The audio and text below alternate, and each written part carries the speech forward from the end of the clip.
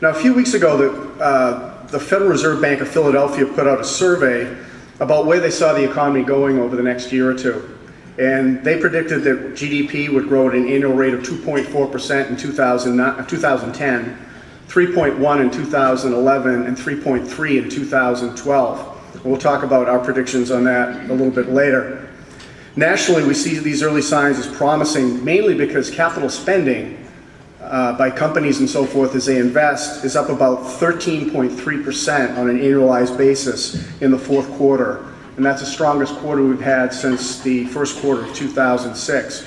And part of this is because, unlike the 90s, where we had a big overlay of equipment and inventory and tech issues, most companies, when things started to hit the skids in late 2007, 2008, pared down considerably. They laid off people. Inventories were abnormally low because a little over a year ago, everybody was pricing in for Armageddon. And when that didn't happen, as companies started to get their inventories back up to just depression levels or recession levels, if you will, what that production did was to boost capital spending. The good sign in this is our survey shows that 80% of the people canvassed felt that the economy will improve or at worst be the same as it is 12 months from now.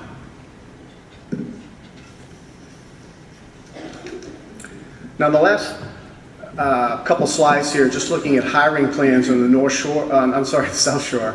You can tell where I live. Yeah, I know. What we see here is that 56% expect no change in their hiring plans for 2010. About 35% expect a slight increase.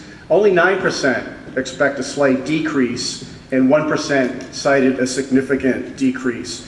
On the national level, it's about split 13% saying that they will either increase or slightly decrease their employment, and about 75% say that they will hold things steady. So things are a little bit more optimistic on the South Shore here.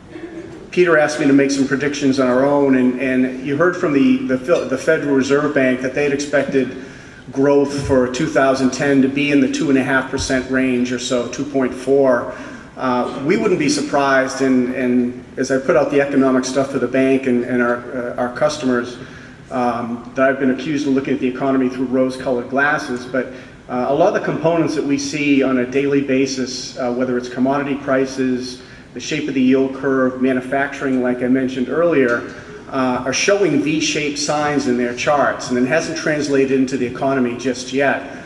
The household survey, which gives you the 9.7 unemployment report number that gets reported every month, in addition to how many jobs were created, has added about 500,000 jobs in the last 3 months. And when you couple that with overtime that people are putting in companies because they've been holding back and hiring new people, the fact that temporary workers are increased greatly, it seems to us it's only a matter of time before companies are forced to bite the bullet and go out and actually hire some new people. And obviously big ticket things like health care coverage, concern about what's going to come out of Washington has kind of kept people from pulling the trigger just yet, but we think that dam is about to break, and we wouldn't be surprised to see GDP growth when all is said and done. We're sitting here a year from now to go back and look at 2010 and see growth somewhere, approaching 4%. So we're much more optimistic than the government is, than the Fed is for the time being.